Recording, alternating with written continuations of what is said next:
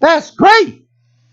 You ought to listen to this guy. And then they'll have him as a lecturer and a speaker. He'll become profound and he'll be famous. Ain't done nothing. Next thing you know, he's rich beyond his wildest dreams. And all he got to do is just go around from country to country, city to city, and just talk. Yes.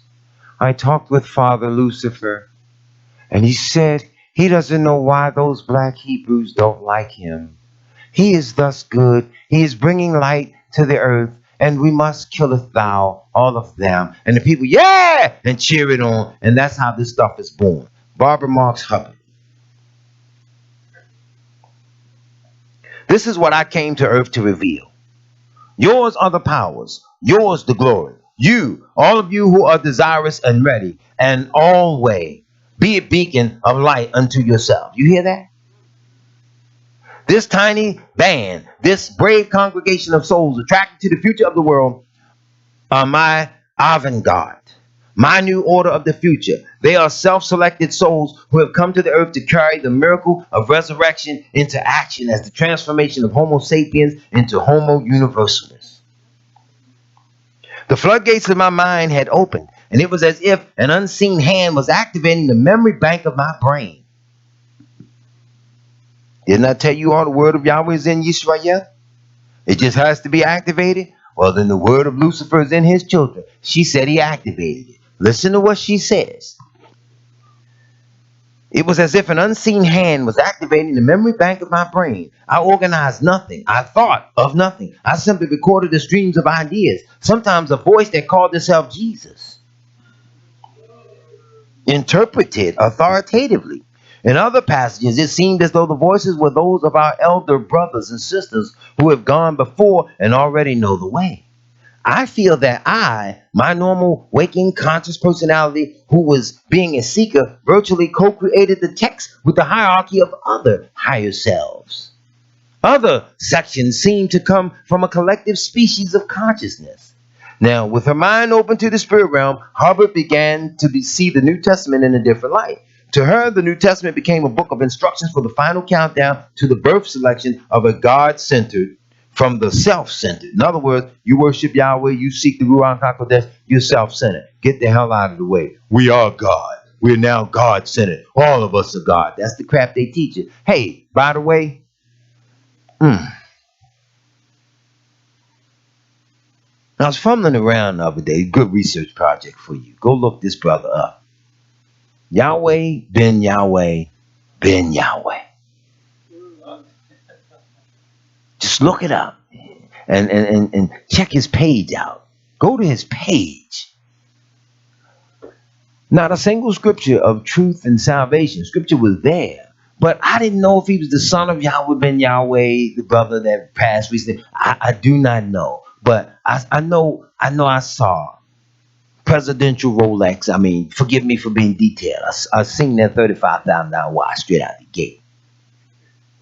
I seen those gold necklaces. I saw the Rolls Royce, the Bentleys, the Lear jets. I saw so much stuff. I saw the women in the tightly clad spandex clothing. I saw the low-cut blouses. All this. These are Yahweh's children. These are the children of Israel now. This is a website. They got a rap label. Got a publishing company. And all this stuff. Using Yahweh. Showing the gateway to wealth and the riches of the world. I said to myself, wow. And I didn't know the brother was relatively handsome, brother. You can't take nothing from him. Look like he's about 30, 35. Showing himself as if he's a king. Security detail, all that. I was like, wow, I've never seen anything like this. Is worse than I've ever seen before. That's what I said, dear mother. It blew my mind. But you see, people are teaching that. And I noticed the one thing on there he says to the people, I am Yahweh. And you too are Yahweh. I said to myself, wow, this is fascinating that we continue to fall for that. We want all the wealth and the trinkets of the world. And I went scrolling through it. I was looking, I said, okay, I'm going to see what you're teaching. What are you teaching? What are the commandments? What's the doctrine? I saw none of that. Nothing. Y'all couldn't send me down the road with no Bentleys and Lear jets and all. I wouldn't need all that. Come on, I'll go to BWI. I'll get a ticket. If I got to catch a plane, go somewhere, I'll fly like everybody else fly. Come on, man. What am I going to do with a Bentley that I can't do with well, give me a name of a car. Toyota. Thank you. In fact, they one of my favorite cars. I like Toyota. Ford. Mercury. Well, come on. Why do I need a $500,000 car just to ride? Do people not understand how Yah instructed Israel to grow and develop? If we just look in the book and see how Yahweh established a national taxation system, which was through the tithing system. That's how you set things up for Yah. Yah's house, the community, your schools, all that out of the way Yah ordered things to be done. Yeah, come on, man. Anyway, I want y'all to hear these people talking about this higher consciousness stuff, okay? You got to hear Barbara. Let me go a little further with this. Humanity will not be able to make the transition from earth only to universal life until the chaff has been separated from the wheat. They're calling you the chaff. The great reaper must reap before we can take the quantum leap to the next phase of our evolution. No worldly peace can prevail until the self-centered members of the planetary body either change or die. That is the choice. The red horse is destruction during the birth process of those who refuse to be born into God-centered universal life. This act is horrible act of killing a cancer cell, but it must be done for the sake of the future of the whole. So be it. Be prepared, for the selection process is now beginning. The second seal revealed the red horse ridden by one with the power to take peace from the earth. It stands for the necessity of the selection process, which shall rip apart the old order and destroy those who choose to remain self-centered remnants of the past. Y'all get it yet? Maybe you don't. One more quote. We, the elders, have been patiently waiting until the very last moment before the quantum transformation to take action to cut out this corrupted and corrupting element in the body of humanity. It's like watching cancer grow. Something must be done before the whole body is destroyed. The self-centered members must be destroyed. There is no alternative. Only the God-centered can evolve. Fortunately, you dearly beloveds are not responsible for this act. We are. We are in charge of God's selection process for planet Earth. He selects, we destroy. We are the riders of the pale horse, death. We will use whatever means we must to make this act of destruction as quick and painless as possible to the one half of the world who are capable of evolving. Now everything is global and it is interconnected. Each person is about to inherit the power of destruction and co-creation. The inner voice, the higher self, each person's own connection to God independent of priest, text, church, or mentor must be heard directly. You hear what she's saying? Skip the priesthood. Skip the Almighty, all that stuff, whatever everybody's saying, put it all together. We're going to make it all work. Those of you who know what is happening, the 1/4 who are now listening to the higher self, are to be guides for the rest who will be panicked and confused. There you have it. You think the timing in Hollywood is just off? That they coming off with movies about the purge, killing people and doing all this stuff? You think it's all just a fluke? You ain't got to watch none of this stuff. You just got to be watching the scriptures and pay attention to the signs of the time. Keep on thinking they ain't going to make the move for you. So I'm saying that a global system is emerging that's just so horrendous that it's going to cause the nations to eventually rise up and fight. And it's going to be the spirit of Yahweh that's going to engineer it and make the nations get up and go against each other in order to save Israel. Let's go backward to Jeremiah chapter 25. Let's listen to the words of Yahweh as he gives it to Jeremiah very carefully, because though it did not come to pass in Jeremiah's day, that did not make Jeremiah a false prophet. Because Yahweh told him, I knew you before you were in your mother's womb. So he gave this man this message to teach. Yahweh says in Jeremiah chapter 25, verse 29, for lo, I begin to bring evil on the city which is called by my name. What's that city? Jerusalem, Yahweh's city of peace. And since we wouldn't keep peace, he brought evil upon us. He let it happen. And should you be utterly unpunished, you shall not be unpunished. For I will call for a sword upon all the inhabitants of the earth, says Yahweh of Sabaoth. Look at that. He says, I'm going to call for a sword upon all the inhabitants of the earth. Sound like anybody getting left out? This is the call for Armageddon.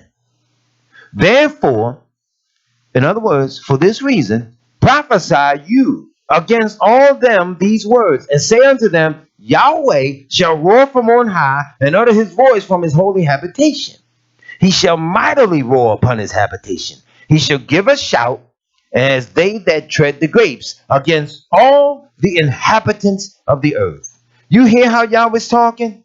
Remember, I tell you about their song, their national anthem, one of the songs, they love to sing it. Glory, glory, hallelujah. They never listen to the words of what they singing. That's their own doom song. What does the line say? He's trampling out the vintage where the grapes of wrath are stored. Wait a minute, grapes of wrath? Maybe we better go back in scripture and explain to the people what the grapes symbolize. Let's go back to Isaiah 63. Y'all asked a question in Isaiah. For those of you in Jeremiah that don't feel like turning, you hold your finger right there in Jeremiah 25. I'm going to go back to Isaiah chapter 63. I want to show you something. See, we don't understand how the prophets kept using strikingly similar language, sometimes hundreds of years apart, to describe the same event. They spoke today in what we all would call, what's that term I'm looking for? Synonyms, words that were similar to other words but have a different meaning. And we use it in slang terminology today. Well, we could say that the grapes are slang for the people of the earth. Listen to Isaiah 63:1. Who is this that cometh from Edom with dyed garments from Basra? This that is glorious in his apparel, traveling in the greatness of his strength. I that speak in righteousness, mighty to save. For what cause are you red in your apparel? In other words, who gave you authority to go around the earth and kill? Why are you red in your garments? Look at this. And your garments like unto him that treadeth the wine fat. I have trodden the winepress alone, and of the people there was none with me. For I will tread them in mine anger, and trample them in fury, and their blood shall be sprinkled upon my garments, and I will stain all my raiment. You see how Yahweh's talking? He uses the people as a symbolism of the winepress. For the day of vengeance is in mine heart, and the year of my redeemed is come. And I looked, and there was none to help, and I wondered that there was none to uphold. Therefore mine own arm brought salvation unto me, and my fury, it upheld me. And I will tread down the people in mine anger, and make them drunk in my fury, and will bring down their strength to the earth. You see how Yahweh is talking? The symbolism of the grapes and the winepress. You don't hear them talking about, look, let's go back to Revelation. Hold your finger in Jeremiah. Let me go to Revelation 14. We got to make the point plain for people. The prophets weren't just talking off the top of their head. Revelations 14, verse 15. And another angel came out of the temple, crying with a loud voice to him that sat on the cloud, thrust in thy sickle and reap, for the time is come for thee to reap the harvest of the earth, for it is ripe. And he that sat upon the cloud thrust in his sickle on the earth, and the earth was reaped. And another angel came out of the temple, which is in heaven, he also having a sharp sickle. And another angel came from out of the altar, which had power over fire, and cried with a loud cry to him that had the sharp sickle, saying, thrust in thy sharp sickle, and gather the clusters of the vine of the earth, for her grapes are fully ripe. Are you all getting this? He's using the people as symbolism of grapes. And they keep singing that song, he's trampling out the vintage where the grapes of wrath are stored. I advocate, keep on singing it. There you go. Keep right on. The way y'all living, you need to sing that. You need to sing it because it's coming. Let's get into this verse. And the angel thrust in his sickle and gathered the vine of the earth and cast it into the great winepress of the wrath of Yahweh. And the winepress was trodden, listen, outside the city. And the blood came out of the winepress, even unto the horses' bridles, by the space of 1,600 furlongs. Now, I have explained that to you all over and over, and I'll say it again. When you look at a map of Jerusalem and you locate Megiddo, you'll see that from Megiddo on down through Jerusalem is a 200-mile stretch. You think it's a coincidence that modern day isn't real? Is a country that's 210 miles long and 45 miles wide. Go look at Megiddo and look at a global map today and see where Yahweh's telling you, when I position the nations and the troops start gathering here like they staged in the Persian Gulf War. For those of you that are old enough to remember and can remember how the staging process took place, before a shot was fired, they were weeks just sending in troops, tanks, ships, all the material there, just staging for the battle. We better know stuff like this, because when that war gets started, he says here that the blood's going to come out about the space of 1,600 furlongs. That's a serious battle, man. Fighting over a piece of real estate that don't belong to none of you. And see, the children of Israel, we don't know it right now. We just sit around arguing among each other, debating stuff. There's nothing to argue when the word is talking for us. There's nothing to argue when the word is talking to us. Jeremiah 25, verse 31. A noise shall come even to the ends of the earth, for Yahweh has a controversy with the nations. Notice, he got a beef with them. He got a dispute with all the nations. Ain't nobody getting away. He will plead with all flesh. He will give them that are wicked, look at this, to the sword. You hear that? They got a saying in the world, live by the sword, you die by the sword. Well, look here, Yahweh said he's going to give them that are wicked to the sword. It don't mean don't possess it, because there come a time where Yahweh's people have to protect themselves too. Don't come to me with that nonviolence stuff. Nonviolence is somebody that obeys the commandments of Yahweh so that they're not violating the Torah. That's what nonviolence is. Thus saith Yahweh of Sabaoth, behold, evil shall go forth from nation to nation. Wait a minute. Opening scripture in Revelation 16 was 3 unclean spirits like frogs. They come out of the mouth of the beast, the dragon, and the false prophet. And they go forth working miracles. Where did they go first? To the kings of the earth and unto what? The whole world. Now here we have it again. He says, evil shall go forth. Evil in the form of public policy, even in the form of government, social conditions, economic. Why is it illegal for poor children to just live in this society? I read that on the air and people act like what I said didn't amount to anything. They have debates and discussions in Congress yearly, annually, on whether or not to feed people. Food stamp, we need to cut it off. Social Security, we need to take that. We need to take that. Come on now. You got to argue and debate over whether or not somebody has a right to live.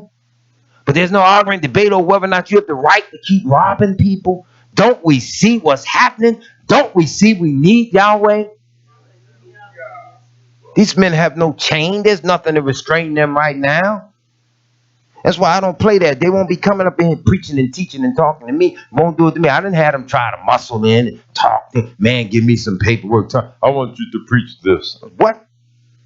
Yeah, take a look at that. I want you to. I looked at it and went over all of it. I treat the man like he was a third grader. I got a red magic marker and I marked all over. I found his errors and his falsehoods. And when he came the next Shabbat, I handed it back to him. Let him know, look here, we don't teach in the name of the Lord here. We don't teach like that.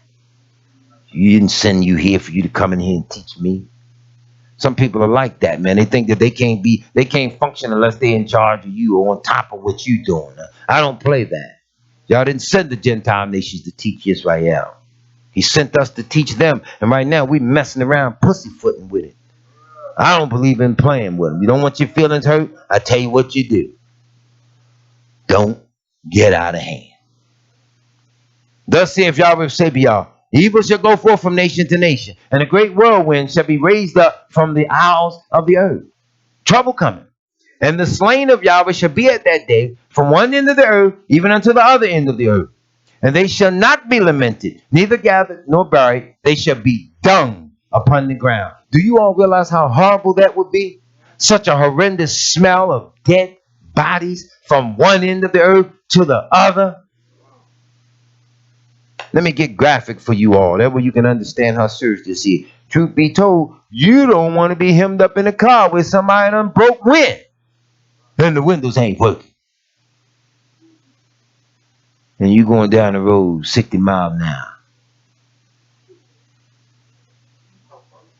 So what make you think we can stand up under the weight of that? Y'all, we're not playing with this earth. People say, well, my God is a good God. Tell you what you do. First of all, bring me a picture of him. I want to see him. And I'll tell you what you do second. Prove it. Because Yahweh said all the gods of the nations are idols. But Yahweh made the heaven. They won't even give him credit. As Deacon Reggie said last night, all you can do is Google it now. You can go look that up. You can punch it right in Google just to be smart. Just punch it up. What is the name of God? Put it in there just like that. See if it don't jump from God to Yahweh. It'll show you. See, a lot of the brothers say Yahweh Shai, Yaharsharallah, all that. They in all that. I don't even argue with them. I leave the brothers right there where they are until they come up to another level. You ain't got to come switching and changing nothing. Because see, we can beat you researching hands down. All we got to do is research with you. Let's go backward on the internet. Let's go backward until we run out of the internet. Because once we get past 1995 and you ain't got the internet and all that in your access, watch that name change. Now we got to walk in them libraries. Now you got to go to them older books. Now you got to go to them older records. Now you got to look at them stones. Now you got to look at them memorials. Now you got to look at the pictures and stuff they got all around the world. You ain't going to find Yahweh Shai, Yahshua. Now you ain't going to find all that. How it stop there? What's the problem? But we can go all up in Europe and London and other places, all around China, different places where they've been digging and throwing their artifacts. See, brothers always say, I don't find no evidence. That's because you're too damn dumb to read. You only read Jet. You only read Ebony. You're looking for it in Playboy. But National Geographic and Bible Archaeology Review and all the stuff that the knowledgeable white folks are reading and writing. They show you the graves of your forefathers they dug up. They show the Torahs of different things. They show the Code of Hammurabi with the Hebraic writing in it, uplifting Torah and all that. But yet you all keep claiming you can't find no evidence of it. You can't find no evidence of it if you ain't trying to look. So people like that, I don't even address them. Leave them out there arguing. The Ruach HaKodesh don't do no arguing. And y'all's people need to see that. Let's go to Jeremiah 39. One of the most intriguing aspects of the book of Jeremiah, I had a young brother, he disputed me. He knew so much. I'm sorry, not Jeremiah, Ezekiel 39. Had a brother dispute me. I asked him a question, and the question balled him up like a piece of paper. I said, well, brother, which takes first, the battle of Armageddon or the war of Gog and Magog? Gog and Magog take place. Just run his mouth. I see, stupid. Same dude, big dude. I ain't gonna ride his case. I'm just gonna tell the truth. I testify what I saw. Big dude sitting up on his page all naked in his drawers on the sofa. Big dude. Can I say this word? Big dude. Titties bigger than the average woman. Big dude. And you mean tell me you don't feel like you need a shirt? I've ripped him to shreds. There ain't no prophet sitting around nowhere like that. Put some clothes on, boy. No, nobody want to see that. Cover yourself. That's for your wife. And more than likely, because you don't have one, it means she didn't want to see it. So he says, Gog and Magog, got to have first. Running your mouth, don't know what you're talking about.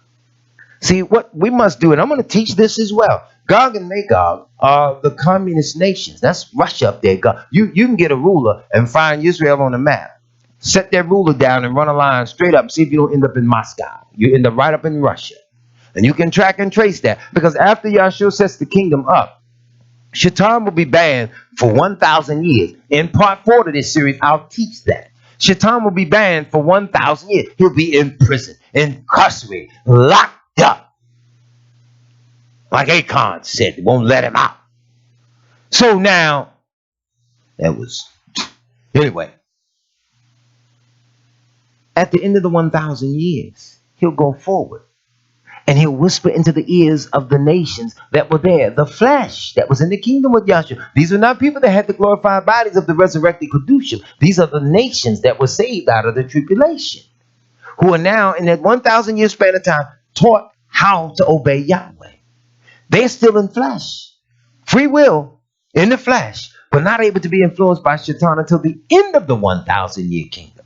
Then he'll go and gather them together with this thought in mind. Look at that city, man. It's so beautiful. They don't even put up walls. They don't have gates, no security, no nothing. We're going to go take it. And he's going to try to come against the land that Yahshua is ruling. How do brothers not see that? And it is then that Yahweh proves himself though Yahshua is in the earth, Yahweh proves by raining down fire from heaven on Gog and Magog. That's 1,000 years after Armageddon was in place to set Yahshua up. But because he said Gog and Magog come first, I left him alone. I knew right then and there. Ha! Caught you. Don't know what you think you know. And that's Yisrael. That's us. We always arguing the point like we know. Ezekiel 39:17. This is a beautiful chapter here. Verses 38, chapter 38 and 39, because it talks about Gog and Magog, but interestingly enough, it backs up and it talks about Armageddon. Watch this 17th verse here.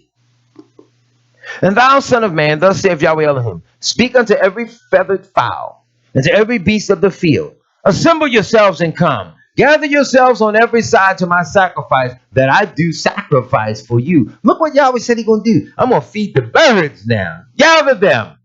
Sometimes you ever notice birds come from everywhere? You don't, where in the world all these birds come from? You ever seen birds gather on a parking lot of a mall before a storm hit? They gather, they getting instructions together because they get ready to take a journey. They get ready to go south. And you might not realize what they're doing. It's like a bus trip. You know how black folk do, oh, we're going to Atlantic City. And you all got to be out there 6 o'clock. Everybody got to be lined up for the bus. They know what, you know what I'm talking about. Birds do the same thing. They all gather. They get instructions. Because once they take off and take flight, they're going to get in that V formation. And there's one bird leading them. But they spread on out so they can see each other. And they watch. They pay attention. They accept the instruction. It's us. We have the mind of cats. You know, cat got an independent mind. You ain't going to tell no cat, come here. Cat come to you and get right there. Go on about his business. And how cat work? Cat don't run to the door and greet you every day. Very seldom you catch a cat that do that. Now, I ain't saying they don't. But cats are very independent of thought and mind. Cat don't pay you no mind. He ain't going to do the same thing every day. You come in today, the cat laying on the back of the sofa. You come in tomorrow, he up on top of the refrigerator. We had one like that. I come in the house one winter, it was cold. Come rushing in, walk on past me, pack. Kept on going. You in there, you wash your hand, you look up, he up on the refrigerator. That's how they do. You can't keep them off of stuff. You come in, your curtain's going to fall. How my curtain fell? It was him swinging. And that's the minds of the children of Israel right now. That's how we function like a cat. We got to function like the men and women that y'all commanded us to be. So he says, gather the fowls together, that the sacrifice that I sacrifice for you, even a great sacrifice upon the mountains of Israel, that you may eat flesh and drink blood. Listen to that. You shall eat the flesh of the mighty, and drink the blood of princes, and of the earth, and of rams, and lambs, and of goats, and of bullocks, and all them fatlings of Bashan. And you shall eat fat till you be full, and drink blood till you be drunken of my sacrifice, which I have sacrificed for you. Thus ye shall be filled at my table with horses and chariots and mighty men, and with all men of war, saith Yahweh Elohim. See what people don't understand? Now, though Ezekiel uttered this prophecy, it did not come to pass in his lifetime. Prophecies do not always fulfill in the life of the particular prophet that uttered them. Again, if you go to Jonah chapter 4, it's a very beautiful graphic illustration of a man that lost patience.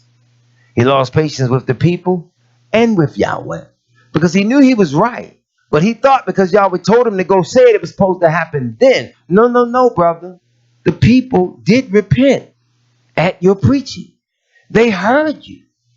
They repented. But he thought Yahweh was supposed to bring judgment instantaneously. So then Yahweh was teaching him. He brung up the gourd and it came up overnight. Then it died in the heat of the sun. And the sun beat down on him before he realized he out and he got mad even for the gourd. And Yahweh do a graphic illustration to get him to understand. Now, if you feel like this about the life of the gourd, how should I not feel about the life of a city that repented? Okay, a few years later, they went on back into their behavior and his words came to pass. So we have to understand. Here, these men said what Yah said to say. They wrote what he said to write, and they fell asleep in Yahweh. So all didn't fulfill. Now we have to face the responsibility of being able to teach it, to live it out. Let's go to Isaiah 26. See, all of them were saying the same thing, just at different times and different intervals. Watch this. Isaiah 26:18. This for the revolutionaries. We have been with child. We've been in pain. We have, as it were, brought forth wind. Now, y'all ain't gonna like this when I interpret this the way you should hear it. You've been in pain. Been with child. You did all you did. It's like going to the restroom. You think you're going there for a bowel movement. All you do is break wind. Well, we have, as it were, brought forth wind. That's all we do is raise a big stink. We ain't stopped nobody. We have not wrought any deliverance in the earth. All them brothers, Ashwak, Quasi, what's the brother name? The long hair, Phil Valentine. Give me some of them other ones. Dr. Smalls. If y'all listen to these men real close, they all got one thing in common. They hate Yahweh. Listen to their speeches very carefully. They can go back and find facts in world history. Oh, we had that down in Kemet. We had this, we had that. Brother, if it's down in Kemet on the wall and it's the truth, then it's the truth. But if it's in America and it's in the scriptures, then it's the truth. It's the truth. How could you be so wise to accept it as truth on the left hand and reject it as truth on the right hand because you want to argue about who had it first? All it does is substantiate Torah. There was a time when all men began to call upon the name of Yahweh, and all men started in the foundation of truth. My dear brother, you can substantiate the history of the book with that, but they're so busy trying to demonstrate their hatred for Yahweh and their wisdom in this man's knowledge of the world, and we miss that.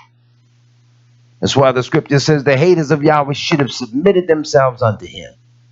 Their foot shall slide in due time. Y'all ain't gonna let them men get away with teaching like that. Steve Coakley was the only person that I ever know to raise that issue in a lecture before he died called Are Our Scholars Being Honest? And he raised the issue of something that they need to be looking at. He asked the question of why are you all so against the Torah and so against the Ten Commandments? Why are you so against the prophets, but yet you're so heavy into black history? Because now we know and we understand that ancient Egypt and some of them other ancient African nations had some stuff that was very high level, extremely organized devil worship. And now that it's been resurrected and carefully studied and carefully analyzed and picked up by the Europeans and picked up by the Chinese and picked up by the Japanese, and all the nations got it at various levels and degrees, they all bringing it together and they weaving it in and they trying their damnedest to squeeze Yahweh out. Are your scholars really being honest with you? Dr. Ben wrote that book, We the Black Jews. He told you who you were.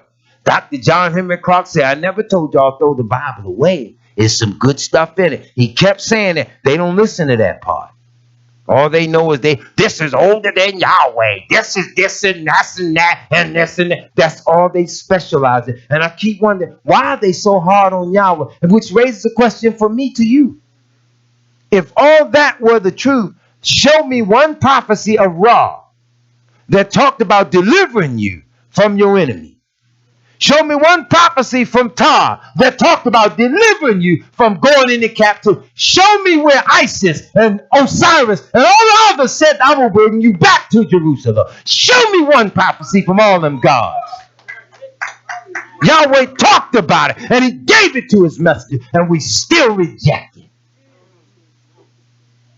So I say to hell with them all. You better stick with the book. They reject the Bible so well, but the Bible is the only book on earth talking about redeeming you. It's the only one. And ain't it funny that all the people that hate Yahweh don't want to see you redeemed? Even people that look just like you don't want to see you redeemed. That's the one part they don't want. So they want to see the devil continue to rule. And this is why Yahweh must bring Armageddon to clean it all up. Because you can't clean it up on your own. When we had it clean, we muddled it up. We're going to have to face that. Do me a favor, my dear sisters. You all, I need y'all sit still for just no more than a half hour, because I already see I'm going to go over with this. Dear family and friends at home, bear with me. I must lay this out for you all, because we need to look at this. This global system that we live in this age, inside of the next few years, it's going to cause global chaos, global panic. It's going to show the likes of which we have never seen. And somebody need to prepare the children of Israel. Somebody better prepare us. So now let's see this. Isaiah 26. He says, we have not wrought any deliverance in the earth. 26:18, right? Neither have the inhabitants of the world fallen. All the oppressive institutions are still in place. But Yahweh says, your dead men shall live together with my dead body. Wait a minute, what dead body? Yahshua. Did he not resurrect? Then all the Kedushim of old, did not some of them resurrect and get up when he was put to death? They shall arise, awake, and sing, ye that dwell in the dust. For thy dew is as the dew of herbs, and the earth shall cast out the dead. They gonna come up out that earth. You don't plant no corn, no grain, no beans. You don't plant nothing without it going in that earth and dying. You bury it. It dies. It develops. It blossoms. It grows. And dew has to fall upon it. It has to hit it. That moisture is required to bring it to life. He take the same thing and speak mysteries to you concerning your resurrection, and you miss it. There it is right there in the book. You see that? Verse 19. For thy dew is as the dew of herbs, and the earth shall cast out the dead. Come, my people, enter thou into thy chambers, and shut thy doors about thee. Hide thyself, as it were, for a little moment, till the indignation be overpassed. What is he talking about here? This is Armageddon. Some of you going to die. Enter into your chamber. Some of you going in that ground. They ain't going to be around to see it. So hide yourself, as it were, for a small moment, till this indignation is overpassed. For behold, Yahweh cometh out of his place to punish the inhabitants of the earth for their iniquity. Look, he ain't say punishing them for their righteousness. He says for their iniquity. The earth also shall disclose her blood, and shall no more cover her slain. Did he not say when the battle starts, they should be slain from one end of the earth even unto the other? They should be not gathered, not buried, not in a minute. See, people say, man, the funeral parlor business is the only business to go into because people are always dying to see you. Well, he talking about putting them out of business too. You gonna bury nobody. How you gonna bury somebody when you got destruction going on in the earth like that, from one end to the other? How you gonna live in the world happy like that when the spiritual condition that will have taken control of the minds of people that are ruling the planet like that to be just like that garbage and that crap they show in them dirty Hollywood movies where everybody's a killer, everything just going, nothing but total pandemonium, demons, all demons. Look at the scripture for what it is. Now, if this frightens you, then that teaches you one thing to do: get on Yahweh's side. That's what it should teach us to do. The prophets weren't making this. Go right back. Go to Isaiah 24:21. Let's look at it for what it's worth. Look at how he uses this word. And it shall come to pass. Look at that.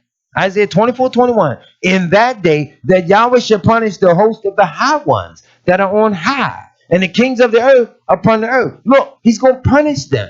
Listen, y'all. Hear me on this point. Question. Who's in the most trouble? The order giver or the order taker? Really? The order taker. Because see, if they give these people command to go around the world, kill, slaughter, do this, do that, you don't have to do that. They go do it willingly. So then they lend themselves as tools of the devil. But the devil told them, go do it. He didn't do it. He's just as guilty, but he didn't go do it. They went and did it. So now it becomes willful. Are you understanding this?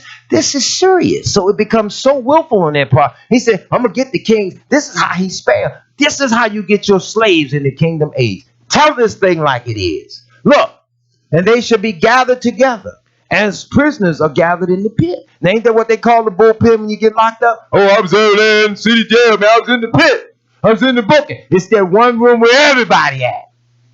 Till you get sorted out. Till you go upstairs or wherever you're going. Till you make bail. Where you in that pit. Now, what he say gonna do to them? These are your rulers. These are your Bill Gateses. These are your Warren Buffetts. These are your Jeff Bezos types of men. These are men that don't know problems and troubles. They shall be gathered together as prisoners are gathered in the pit. And they shall be shut up in the prison. And after many days shall they be visited. Well, some translations say, judge. Why many days? I tell you why. Because while the chaos and the pandemonium of war and battle is going on, and y'all give the authority and the ability, gather them up. Get this one. Go in there and get it. Dig in that secret cave. Pull him out. Lock him up. First things first. In every country that you go and establish, you got to get command of the land. And there's one thing you must set up.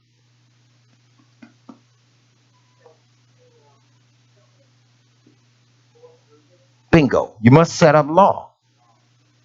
After Yahshua establishes it in the earth and sets it up, you got to bring some people out that broke the law. He go on trial. How you think you're going to possess them in the land of Yahweh? Isaiah 49, for servants and for handmaid. You all hear what I'm saying now. Wasn't no poor white men brought you into captivity. It was men of wealth and honor. And it was men that passed that stuff down to their children to make certain that they stayed free. Really? Well, the book says, he that leadeth into captivity shall go into captivity. You did it, and it's going to happen to you. Now, I dare any white folk get on the challenge, try to challenge that. Now, I'll sit there and man it all day long. I'll go toe-to-toe with you on this one. I got scripture from Genesis to Revelation. We can duke this one out. I dare you sit back and think your little white skin going to free you from what you have done to people in this earth. So don't come saying, well, we didn't do that. Our fathers did that. We're not responsible. Shut your mouth. Our forefathers were told, I will visit the iniquity of the fathers upon the children. Listen to what he said. He says, unto the third and fourth generation of them that hate me. How do you demonstrate your hatred for Yahweh? Real simple. By not obeying. So y'all didn't obey. Your religion, Christianity today teaches, well, you don't have to keep the commandments today. That was way back then. Let's prove the hypocrisy to that. Let the big time preacher come out his house and somebody done stole his belly. What's the first thing he did? Hypocritical. Look, man, face the reality. They stole your car. Say it like everybody, oh man, I got it. Let me see if I got hack money. Count your money and get out on the corner. Get a ride, go on about your business. Because if you call the police, it's hypocritical. Why? Because you want them arrested because they stole.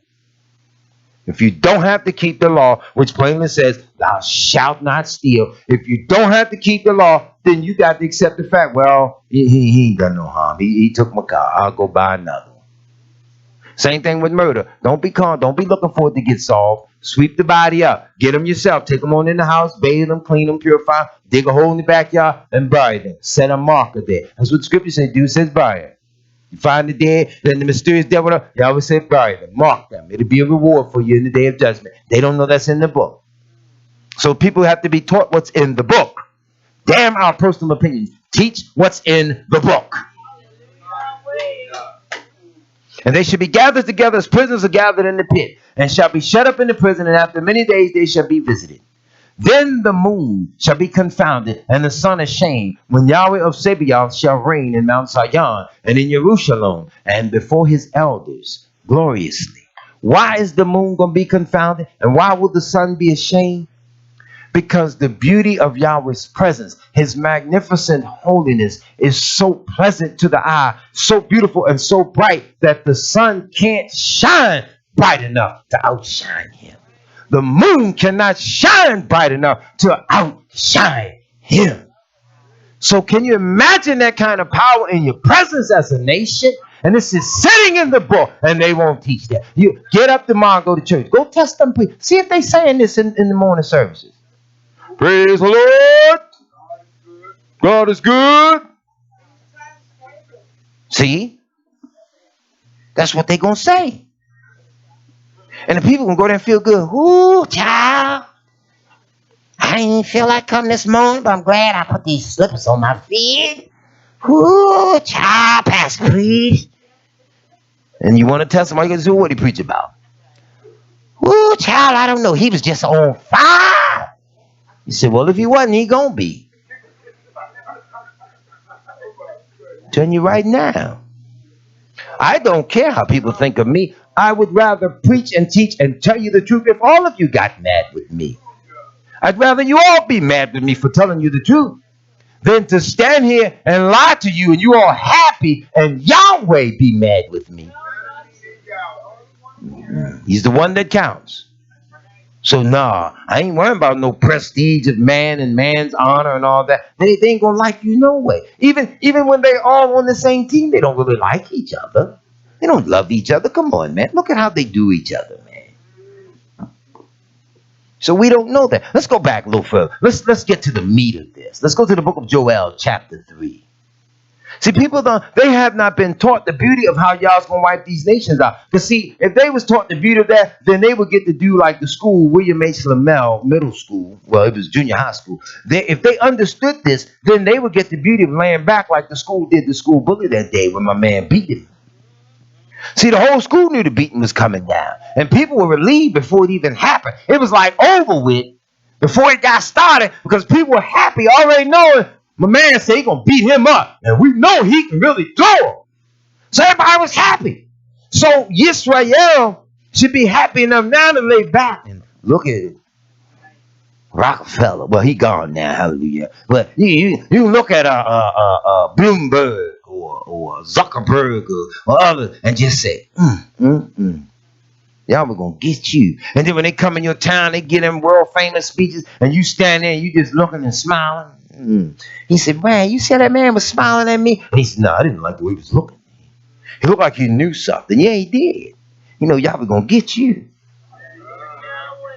That's the type of spirit you're going to have to possess as a nation. You're going to have to know that deliverance is coming. Not keep on marching. We shall overcome. That's the most sad, depressing song there is. And you know why the spirit of depression is behind that song? Because deep down in the heart of everybody that's singing, you know damn well you ain't overcoming. You know it. You just singing it. How many more bars is left in this song? And you want to get the verses over with. That's why now, young generation, they speeded it up. They done put a little rap to it, a little twerk in it, some more stuff. Just sing it, get it over with. Because they already know. Ain't nothing to it.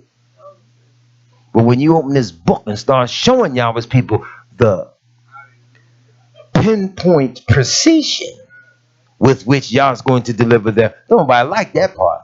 He going to do what? He's going to bring down the nations? He's going to do what? Really?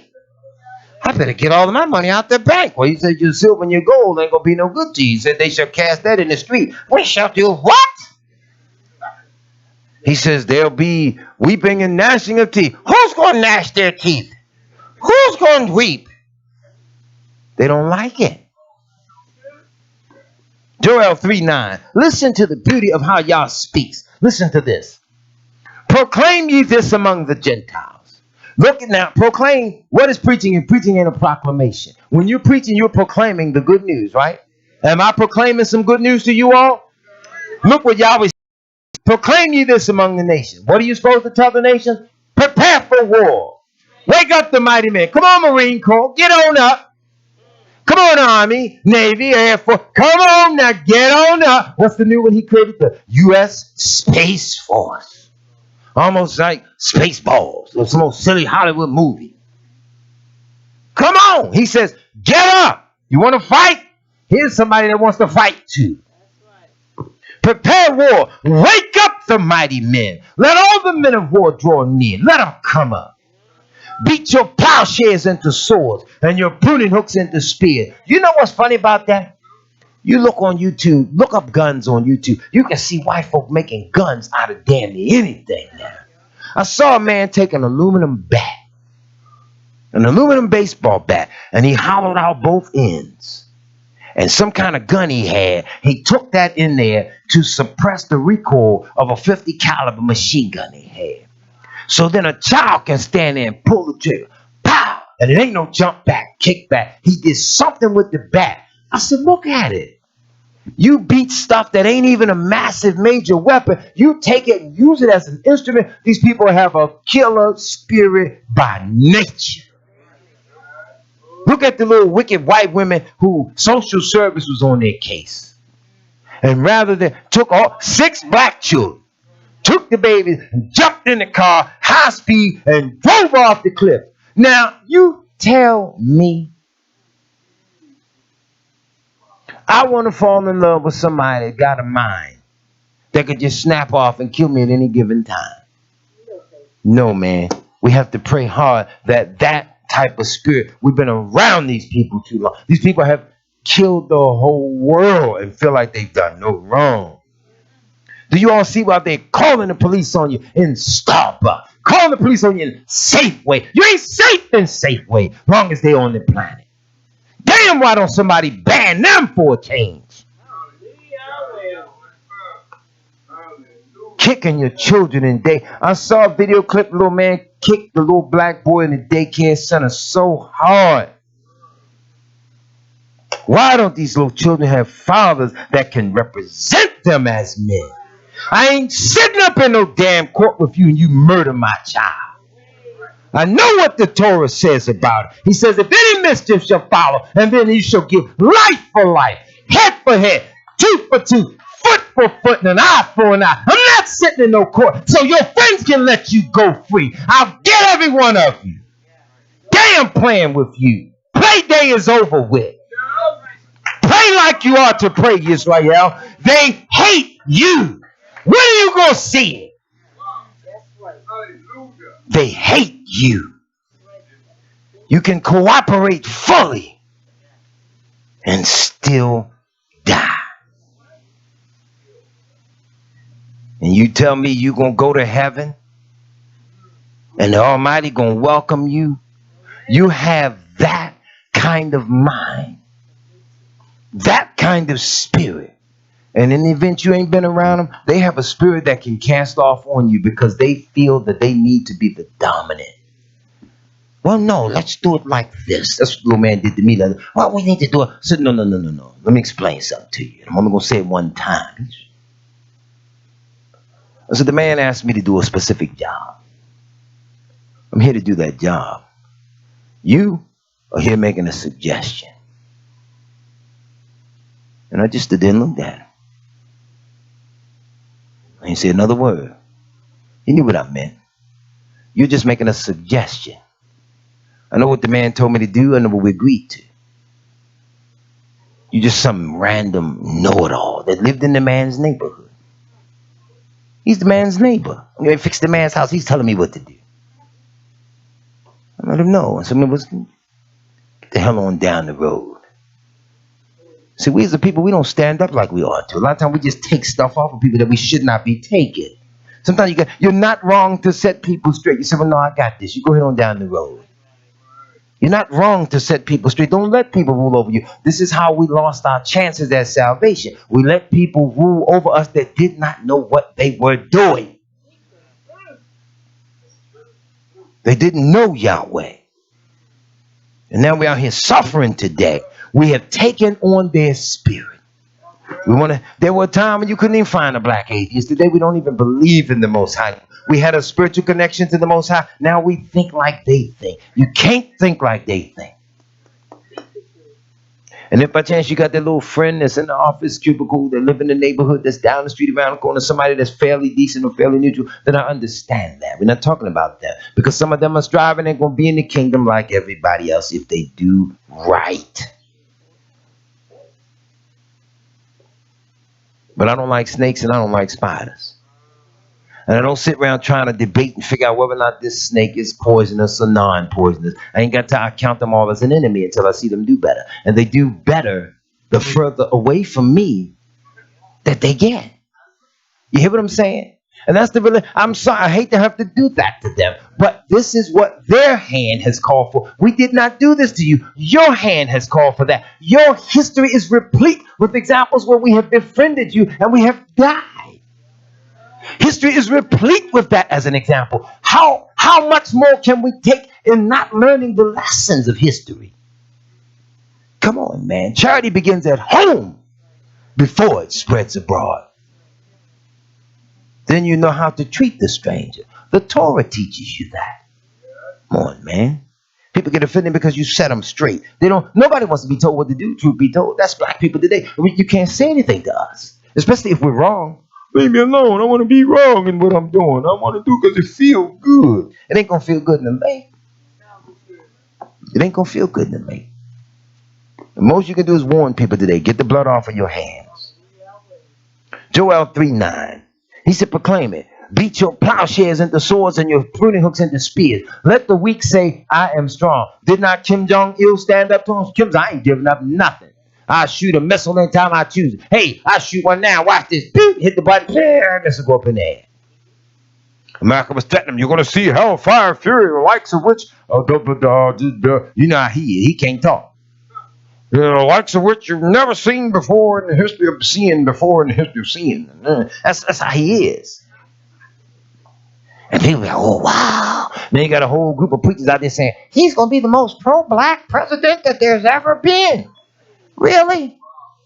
What, y'all forgot that $50,000 full-page ad he took out when 4 black boys was accused of raping a little white girl in Central Park? Did you all know Central Park was land that was owned by black people, that they took it short after you come up out of? Did you know Central Park was built like that? Because they took your land. They take everything except a good... Anyway. I'm so glad y'all gonna give it to him. He says, assemble yourselves and come, all you heathen. Now, I like how he shifts to the word heathen because it denotes somebody with no moral discipline and no comprehension. He says, heathen, gather yourselves together round about. Thither, cause thy mighty ones to come down, O Yahweh. So now Israel's got to ask the nations of the world today, hey, man, what the hell did you all do that's so horrible that the day is coming you're going to make the Almighty and his whole army come down to this earth and literally get in your face? Is that not what he says? There. Thither just means there. Cause thy mighty ones to come down, oh Yah. You think Yahweh ain't got an army of angels? Did not Yahshua said they couldn't take him? He said, if I pray to my Father to give me 12 legions of angels, he'd do it. He had to fulfill it. Come on, man. Bob Marley sang about that. We missed it. Stevie Wonder came back and sang it again. We missed it. He asked, how long shall they kill our prophets while we stand aside and look? He said, some say it's a part of prophecy. We've got to fulfill the book. And he told you, won't you help me sing these songs of freedom, redemption songs? We don't even look for redemption today. We look for a continuation of the same old garbage. And you know what? We got it. Go check your stats. They'll tell you you have the same amount of home ownership in 2018 that you had in 1965. They tell you that you have the same amount of black home ownership that you had in 1880. So we want the same thing. The more things change, the more they stay the same. So you are no freer now than you were when they took the chain off you, but you still vote. Now we free to run up and down the road at 55 miles an hour. We're also free to get killed at the drop of a hat. We're also free to inject fentanyl and any and everything in us. I was riding behind a bus coming up Charles Street the other day. Baltimore City had 344 homicides last year. That's interesting. 344 homicides. But did you all know that there were over 700 drug overdoses in this city last year alone? Y'all ain't hear that one, did you? 700 overdose. That's double the homicides. So now you're talking 1,000 lives that could have been alive that's going out practically every year. So it prompted me to go back and start looking at the stats on overdose and all this other stuff. And I'm like, so for 10 years, we've had practically double. In the last 5 years, we've had practically double the drug overdose than we had the homicide. Now, how did that get past everybody? See, when people feed you your information, you only learn what they want you to know. Then when you got somebody stupid like me that specializes in research and go looking at this stuff, then they want to argue with me. I can't say nothing on Wednesday without them coming and spending the rest of the day and the rest of the week trying to dispute whatever it was that I said. See, I'm going to come on and do a show one day on the broadcast called Your Mama Stink. And watch them come back and try to, my mama don't stink. Just watch her. I'm going to put it together real nice. And just talk about their mamas in a way where they'll know, hey, he's talking about my mother. I'm going to pull up outside this studio for him. This one I ain't going to take. Just watch. Your mama stink. I'm going to do that show. Probably be the last one, but still. That's what everybody do. They debate and dispute everything I say.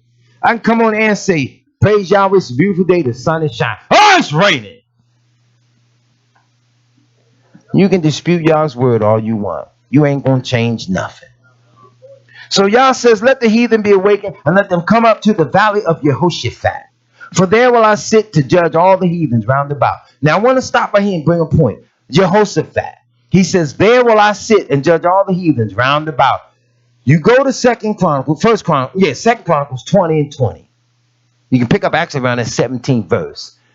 And just start reading on the beauty of how at that hill in the valley of Jehoshaphat, look at the pattern of how Yahweh sent forth a spirit of confusion. And he made the nations that was coming out to fight the children of Israel. He rose up confusion among them and made them fight and destroy each other. Israel didn't have to fight because Yahweh fought for them. So that when Israel rose up in the morning to go up against them, there was nobody to fight because they were all dead on the beach, on the seashore. Now, you must understand the pattern of Yahweh's behavior because Armageddon is going to work the same way. That's why he says, come, hide thyself, as it were, but for a moment, till the indignation be past. Yahweh's not playing with the nation, and I rejoice in that. Stuff like this upsets men like John Hagee. Y'all hear me? Stuff like this upsets men like Negroponte. Them naming some old people that left the administration that were in position. Stuff like this upsets men.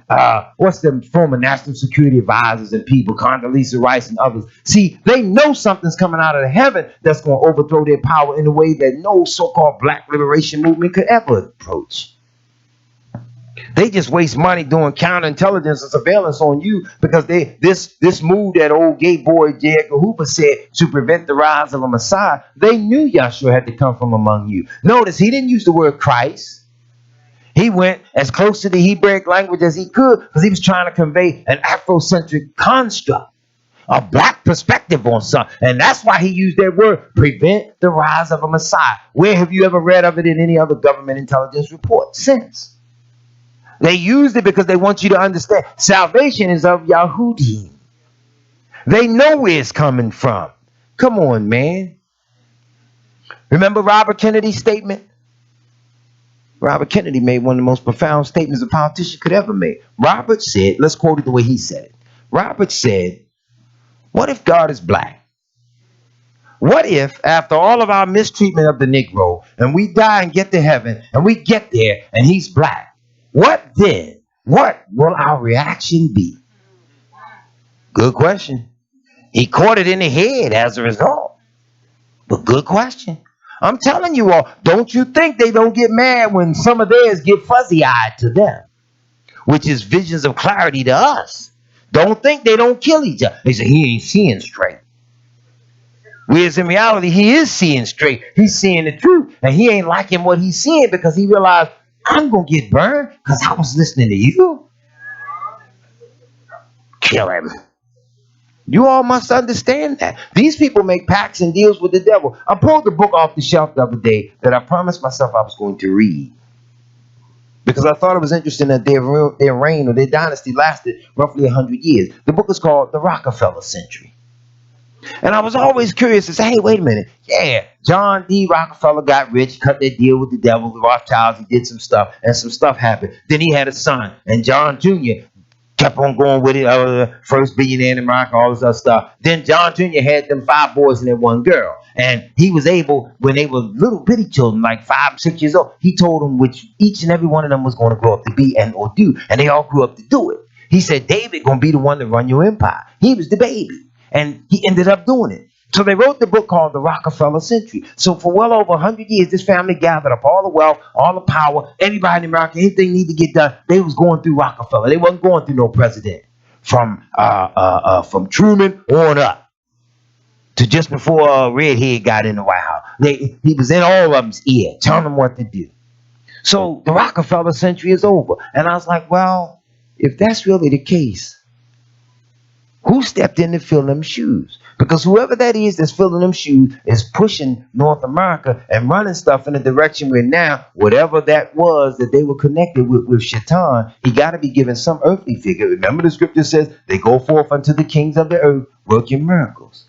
So who's taking the orders and the authorities now? I ain't going into that, but just a little something you might want to think about. Because whoever it is now, they got to go full speed ahead because the thing is almost over with. So why is Israel still sitting around playing with these people? You don't hear no more Illuminati discussion, no more New World Order discussion. All of that stuff was a fad to the people. But yet all this stuff was 4,000 years old, like you said it was. How did it become a fad in this generation's lifetime? Inside of the last 25 years, it just came and it went. You don't even hear about it no more. Still in the book. So he says that at the valley of Jehoshaphat, he's going to sit there to judge all the nations.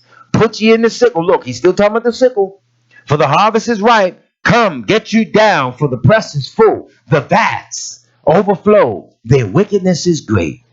Multitudes, multitudes in the valley of decision. For the day of Yahweh is near in the valley of decision. The sun and the moon shall be darkened, and the stars shall withdraw their shining.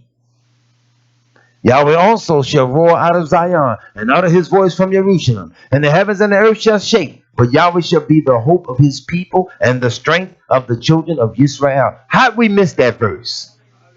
With all that's going on, Yahweh shall be the hope of his people, and the strength of the children of Israel. How'd we miss that? Sitting in the book. And all our brothers today, the Afrocentrics and the scholars, all I'm talking that Afrocentricity stuff, but that stuff don't deliver nobody. It just make you feel good about black history. But that was in the past. You was great. You was kings. You built the pyramids. You built everything else. Okay, well, those of us that came into America and got jobs and different things, we built the projects. Okay, they came back, got mad at us, tore them down, blew them up, and kicked you out. So now what? You still ain't no greater now than you were then. But Yahweh will be the hope of his people and the strength of the children. And you got preachers that won't even show them that Yahweh is your hope. He is your strength.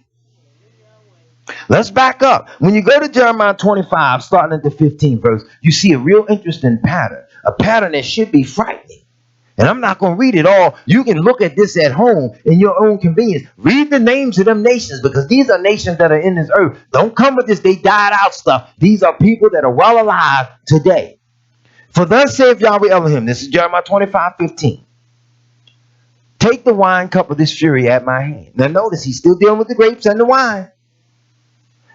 And cause all the nations to whom I send you to drink it.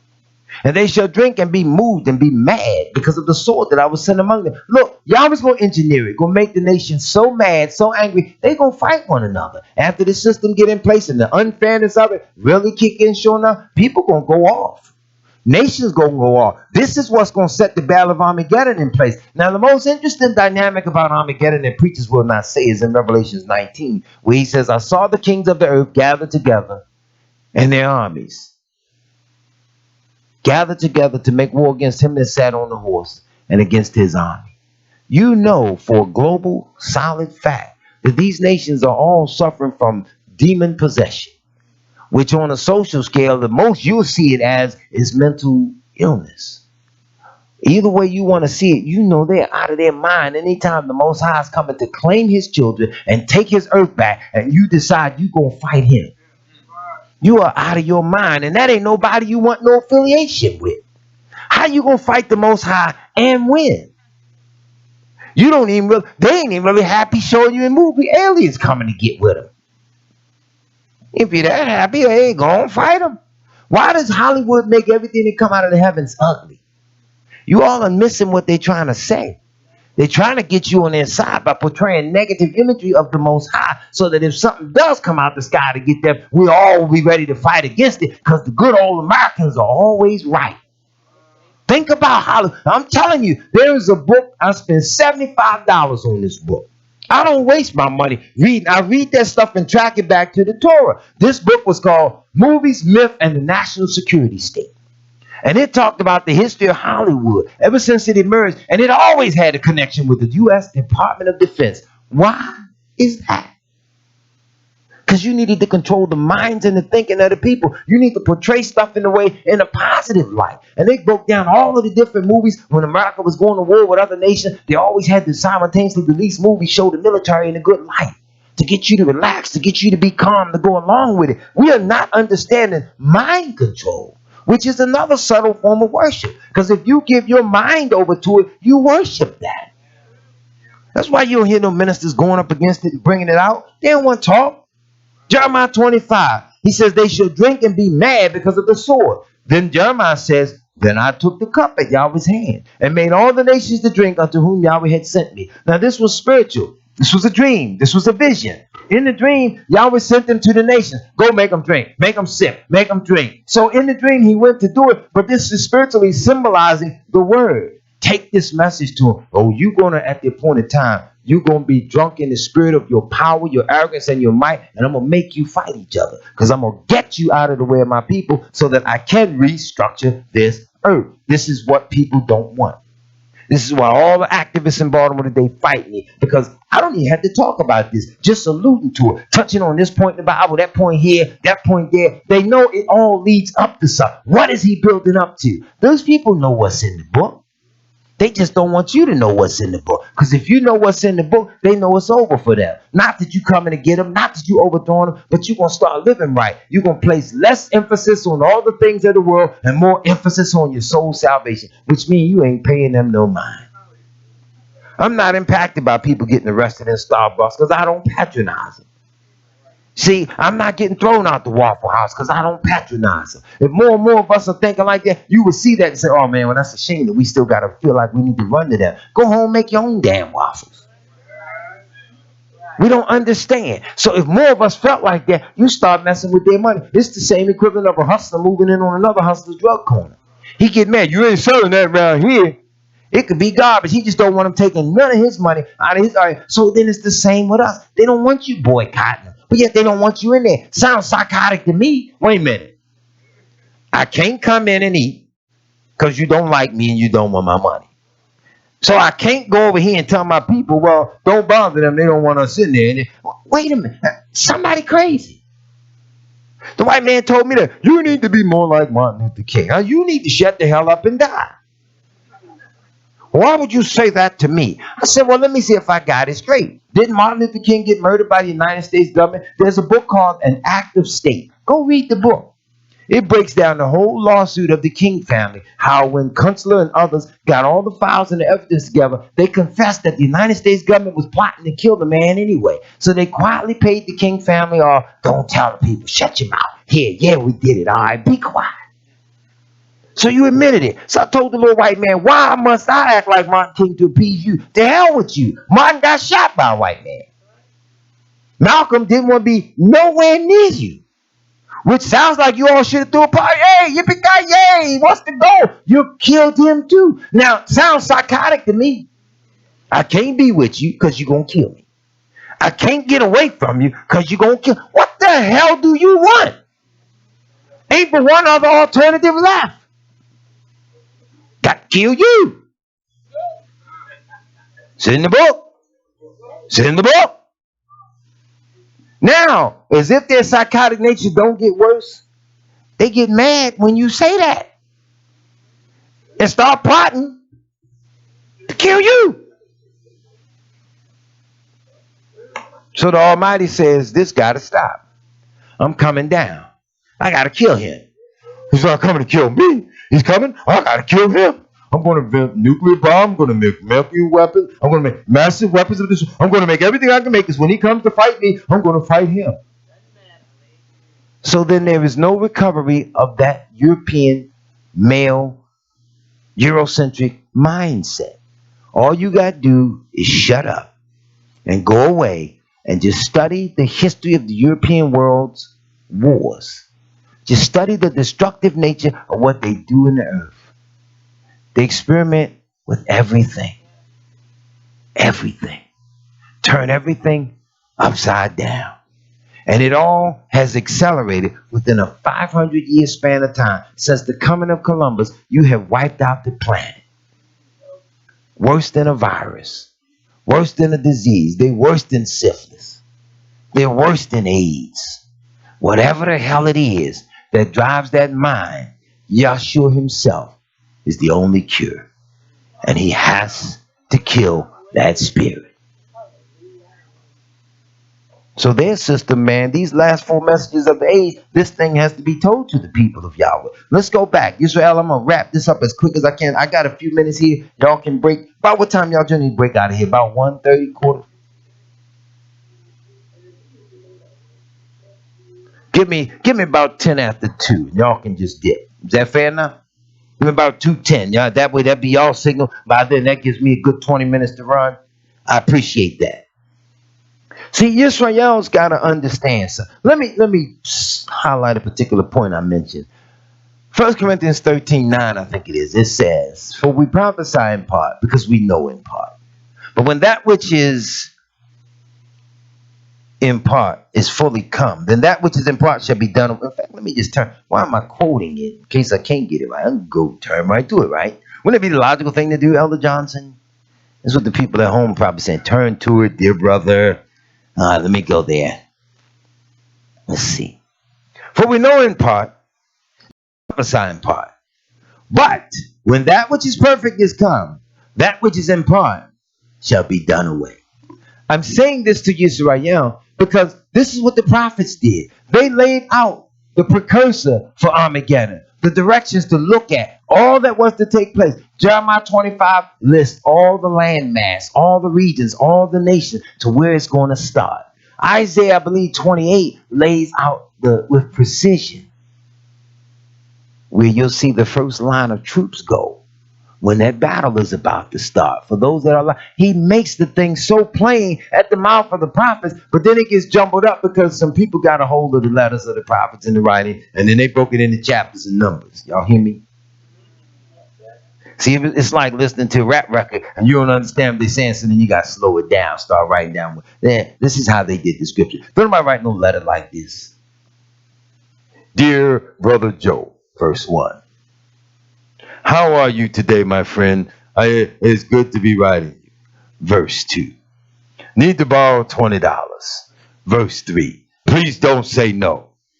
Verse 4. Now look, I can't pay you back. Verse 5. Please, please, please. Nobody writes a letter like that. So these were letters written to the people of Yahweh, the people who were the victims of slow mental learning. They had to slow this down. You take me for you see how I talk, right? Now, can you imagine somebody going online and trying to take a transcript of the way I teach? They had to slow it down. They got to put commas in. They got to know when to start a new paragraph and all that stuff. So now somebody's reading what I stood here and preached today. They're like, oh man, wow, that's deep. But now you got to put in parentheses, quotation. You got to write in all caps when I start yelling, stuff like that, to get the message across. They didn't understand Hebrew. They had to fight and do battle with it to get it across themselves. And it was not only the fact that they were wise and did it. Yahweh guided even their hands, even when they were assassinating the character of the book.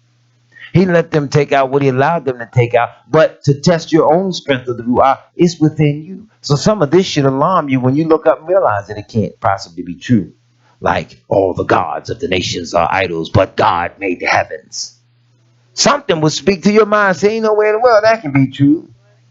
Right? So something must be, hey, wait a minute.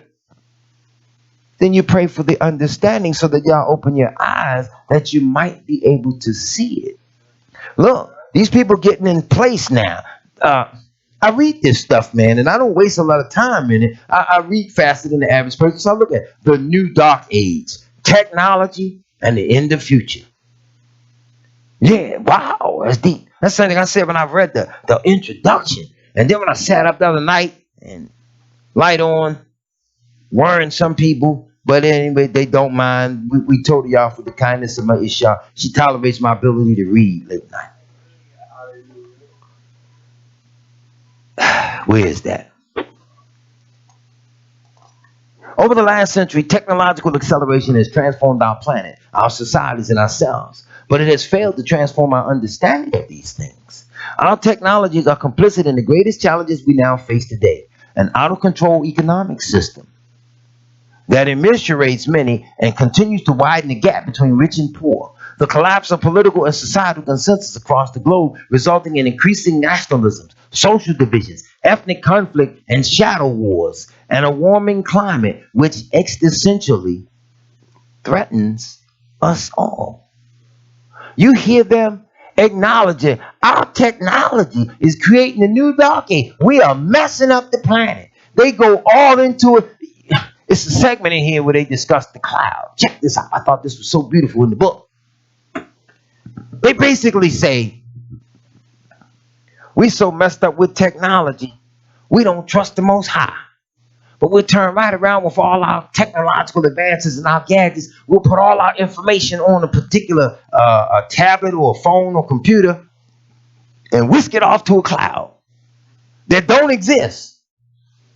And yet we believe in the cloud. And yet the Almighty exists.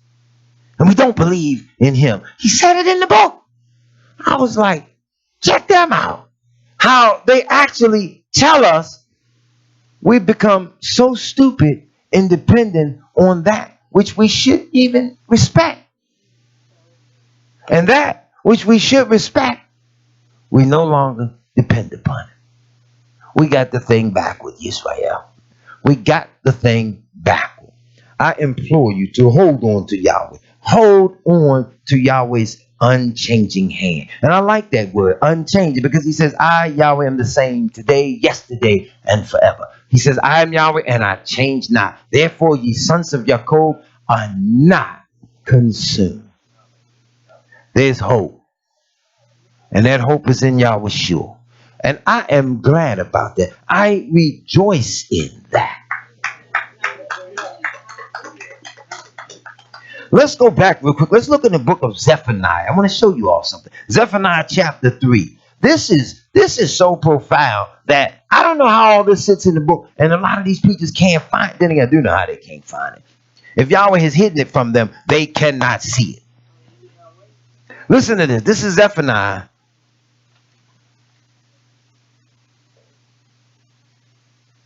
3, verse 7. I want you to hear how Yahweh talks to us. See, you know how some people be talking and they be rambling and what they be saying to you don't make no sense at all. But Yahweh can talk to you and the word can appear to be rambling and yet it all tie in and it makes such beautiful sense. Listen to this. This is Zephaniah chapter 3. I'm going to start at the 7th verse. I said, surely you will fear me. You will receive instruction. So their dwelling should not be cut off. However, I punished them. But they rose early and corrupted all their doings. You see how Israel got in trouble? Because we rebelled. Yahweh was with us. We got big-headed and corrupted everything we did. Our government, our kings, our nations, our sons, our daughters. So we corrupted our doings. He turns right around in his loving kindness and says, therefore, wait upon me, said Yahweh, until the day that I rise up to the prey. The prey is these wicked rulers of the earth. Yah's going to get them. They preyed on you. Well, now he's watching them. You ever see an eagle, a hawk, how it come down on his prey? In fact, listen, Yisrael, if you've ever seen an eagle, Shona, that's a big bird. An eagle ain't to be. Some eagles can stand up about that tall on the ground on their feet. I saw one the other day in a clip. He was eating something. He was dragging it. Looked like a little dog or something, whatever it was. He was about 3 feet tall. And he was dragging. I said, look at the size of him. He get him. An eagle is the highest flying of bird. If you read in the scriptures and you pay attention to that, how Yahweh said to Israel, I grabbed you. I brought you unto myself. I bore you on eagle's wings.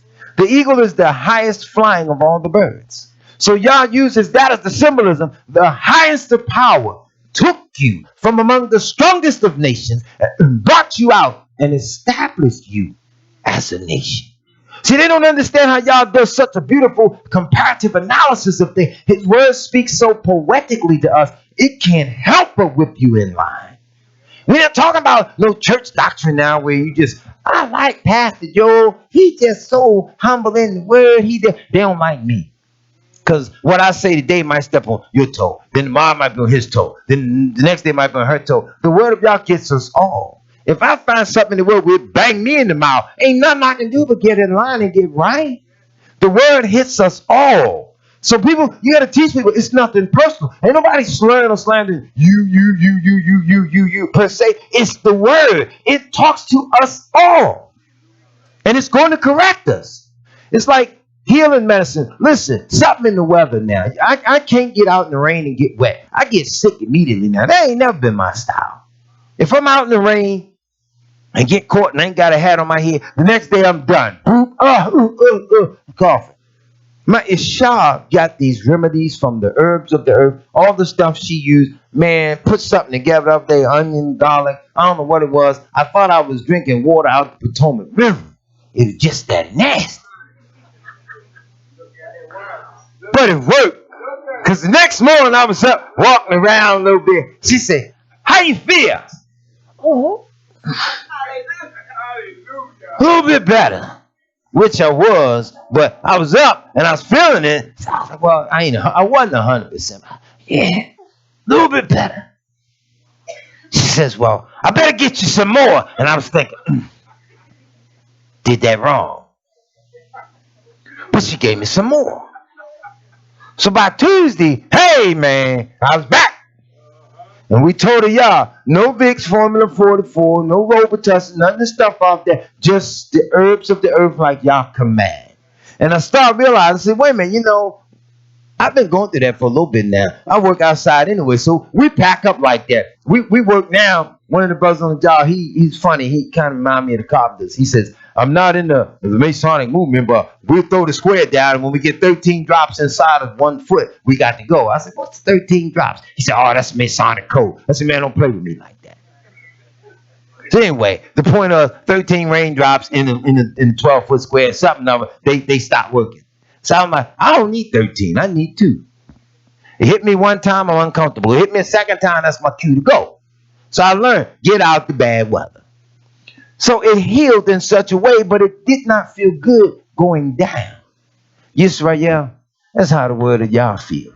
It don't feel good all the time going down. But I guarantee you, it'll heal you if you let it. It will heal us if we let it. The word of Yahweh speaks so beautifully unto man. You can take Yah's word and whoop a man in shape, beat him with the scriptures, man. If he accept that word will put him in shape, make a better man out of him. You can take the word of Yah, whoop a woman and beat her in shape, and it'll make a better woman out of it. It'll make a better boy and girl out of us if we let it. We're so busy trying not to be told nothing, trying not to receive correction. But what parent ain't going to correct their child?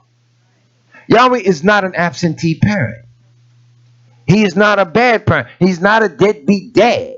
He is not to forget us. He warned you women. He says, though a mother may forget her suckling child, yet will I not forget thee. I have engraved thee in the palms of my hands. Come on, man. He let you know, I ain't forgot you. So we got to turn to him. He don't need us. We need him. One of the things, I'll say this to you all here, House of Israel, one of the things I love about watching a live stream, a live chat, is that the brothers and sisters, let me see, I can't name everybody. I'm trying to name a few. Hope they don't mind me naming them. Brothers and sisters like Kenya, Sister Bitya, Sister Betty, Sister Lauren, Brother Dagwe, give me some of them names of them brothers and sisters. Sister Jacqueline, Sister Yogi, Sister Jacqueline. Okay, some of the buses. What I'm bringing is, I love every week to see how they greet one another in different states and cities. They spend about a good 20-30 minutes as the service is opening, just shalom and greeting and blessing one another in Yah's name. And some have never seen one another face to face. Now, if you can draw that kind of love because a message has brought you together on a channel and you gather to sit and hear that, can you imagine what it would really be like in that great tabernacling day when Yah brings all of Israel together? The Torah says that when Abraham awakens in the resurrection, he'll awaken as if from a dream and say, these my children, where have they been? In other words, these are my children, where they come from? Just looking at the beauty of what Yah kept as far as his word for them. Come on, man. Hallelujah. So I say to the nations of the world, y'all ain't right. So he got to set you up to make you go against each other, just to get you out of the way. that we might get the herb. And we gonna get it. Whether you like it or not. Don't matter about y'all assassinating, killing the prophets and the leaders of you. None of that really matters. Yah has all power. He bring them bodies back. That's why y'all should say, whosoever loses his life for my name's sake shall find it again. We must trust the one that has all power. And see, a man living like that ain't got nothing to lose, that's the worst type of man in the world. So that's why they hate me, because they look up and they're like, that brother ain't scared of dying. Damn sure I ain't. I ain't scared of y'all whooping up on me. I ain't scared of y'all talking to me. I ain't scared of y'all fussing at me, cussing me out. That stuff don't bother me. I believe Yahweh's word. If I do right, I'll find my life again. That's why I don't give a damn what they say. And I want y'all to be the same way. Do not fear them. Fear him that is able to destroy both soul and body and cast them into hell. Fear him. Don't fear them about sitting around making no rules. Don't fear them. They're just mad because they can't make it in. The spirits of those fallen angels must take physical embodiment. You have to understand that to fully work their work in the earth, an evil spirit has to have physical embodiment. So it must work through man. And that's what's happening with a lot of these people. Why do you think families just keep going through these tragic situations time after time after time after time? That spirit of a familiar spirit has to be broken. You got demons that claim whole lineages. They're going back to slavery days. Our forefathers and mothers did things sometimes that opened portals and doors that allowed evil spirits to come in. Sometimes they're evil but subtle. And it take command of a family where the whole line of sons and daughters, sons just drinkers, daughters as whores, and different things like that. Just destruction, generation after generation. Because evil spirits claim that family. Because their spirit can stay in function. No, have to break that by turning to Yahweh. And if we're his, he ain't going to let that type of spirit reside in us. Come on, Israel, let's get into this. Y'all all right? He says, therefore wait upon me until the day that I rise up to the prayer. For my determination is to gather the nations, that I may assemble the kingdoms, to pour upon them mine indignation. Yahweh's indignant with them. See what he says? For my determination, this is what I'm going to do. Even all my fierce anger. For all the earth shall be devoured with the fire of my jealousy. You see how Yahweh talking? The whole earth gonna be devoured by the fire of Yahweh's jealousy. But I want you to look now. This is the Hebrews down there that they real heavy in the Hebrew. That's what the brother told me. I speak the pure Hebrew. That's what the brother told me. Can't keep a single Sabbath. Fixing cars on the Sabbath, doing everything. Look at what Yah says. For all the earth should be devoured with the fire of my jealousy. He's telling Israel, wait upon me. But look at verse 9. He says, for then will I turn to the people a pure language. It is then at his coming, he'll reconstitute whatever language it is that he needs Israel to speak. For then will I turn to the people a pure language, that they may all call upon the name of Yahweh, to serve him with one consent. See, you're going to serve him on one accord. You hear me? In that day, he's given a specified time frame when he's going to rectify the language. Let's go a little further because this gets beautiful. From beyond the rivers of Ethiopia, my suppliants, even the daughter of my dispersed, shall bring mine offering. So now there's something you got to bring to Yahweh. Before you all get all excited or people get moody or what have you, this is beyond money. Something has to be brought to Yahweh.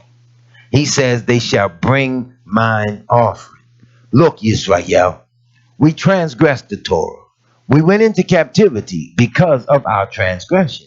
But we forget whose we were. Whose are you? You're Yahweh. Y'all said that hesitantly. Let me ask you again. Whose are you? So if we belong to the Most High, and he says, from beyond the rivers of Ethiopia, my suppliants, even the daughter of my dispersed, shall bring mine offering. What are they going to be bringing to Yahweh? See, in order to bring something, you have to have it in your possession. You listening? Let's go back to Isaiah 66. I might as well just get this over. They don't need to hold it as a mystery. They got to bring something to Yahweh. White folk, if you all listening, don't get upset. Don't get uptight. Let me stop and take this moment in this commercial to thank you for having taken us into captivity. Because see, now we woke, we know who we are. We just want you to understand, get them plane tickets ready, get everything together, clean us up, get the best smelling soaps and deodorants you can get. You got the washers and clean us up because you're going to have to present us to Yahweh. Let me prove that to you. Since you like to own and control us and have us in possession, oh, you gonna make a way for us to go to Yahweh. You gonna make a way. Isaiah 66:18. Y'all all right? Listen to this now. For I know their works and their thoughts. It shall come that I will gather all nations and tongues, and they shall come and see my glory.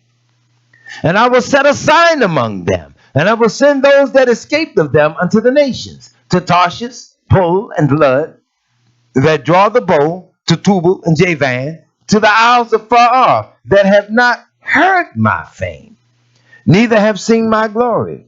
And they shall declare my glory among the Gentiles. And they shall bring all your brethren for an offering unto Yahweh. See, you thieving bastards, stole Yahweh's people. You gonna bring them back. Let me read it again. And they shall bring all your brethren for an offering unto Yahweh out of all nations, upon horses and in chariots and in litters and upon mules and upon swift beasts like jaguars. To my Kodesh mountain, Jerusalem, saith Yahweh, as the children of Israel bring an offering in a clean vessel into the house of Yahweh. See how even you gonna clean your mind, your body and soul. You hear that? See how they got to bring you back. They stole you. They're gonna have to return you. And since you messed up by being foul and unclean to Yahweh, you're going to present yourself as a clean offering. Are y'all getting this? This is deep and it might go above your head. I know it's going above mine. That's why I say I got to go home and look at this one tonight myself. But if that ain't enough, let's go back into the book of Zechariah real quick. Let's go to Zechariah chapter 14. I'm going to show y'all something. You need to understand this. Let's go to Zechariah 14:13. Now look at the verse here in Isaiah 66. Because it says, they should bring all your brethren for an offering unto Yahweh out of all nations, upon horses and in chariots and in litters, and upon mules, upon swift beasts, to my Kodesh mountain, saith Yahweh, as the children of Israel bring an offering in a clean vessel into the house of Yahweh. And I will take also of them for priests and for Levi. See how the priesthood got to even be clean? Not just in your suits and your ties, whatever, but spiritually, this vessel, your body, you got to present this a living sacrifice to Yahweh. But also, as far as your clothing, you're going to go to Yahweh and you're going to put on your best. Because when that battle of Armageddon kick off, look at Zechariah 14:13. Listen to what the book says. And it shall come to pass in that day that a great tumult from Yahweh shall be among them. And they shall lay hold everyone on the hand of his neighbor. And they shall rise up against the hand of his neighbor. And Yahudah also shall fight at Jerusalem. And the wealth of all the heathen. Look how Yahweh uses that word for the undisciplined nation. The heathen. Round about shall be gathered together. Gold and silver and apparel in great abundance. You think you're going to go up here before Yahweh looking like a bunch of bums? Pants hanging down off your hips? You think you're going to go up here before Yahweh spandex pants and hot pants, titties hanging out? Or you think you're going to appear before Yahweh like that? You're going to put on the best. Why you think the world covers designer label clothing? They know it's the best. They don't make Armani suits out of no old cheap material. They make it out of the best. Now, don't they? And you're going to put the best on the best. Because if you are Yahweh's children, raise your hand. If you are Yahweh's children, you are the best in the earth. And he's going to put the best on you. silver, and gold. I don't know where the nations get off thinking they're going to strip you of everything. You hear me? So no, I won't knock and condemn the dear brother because he got the silver and the gold. No, I won't knock that. But we don't want to make a idol out of that stuff today. You hear what I'm saying? I work with a company. The owner of the company, I spent 13 years of my life with that company. And working the way we worked as a masonry foreman, I know I made that company millions of dollars.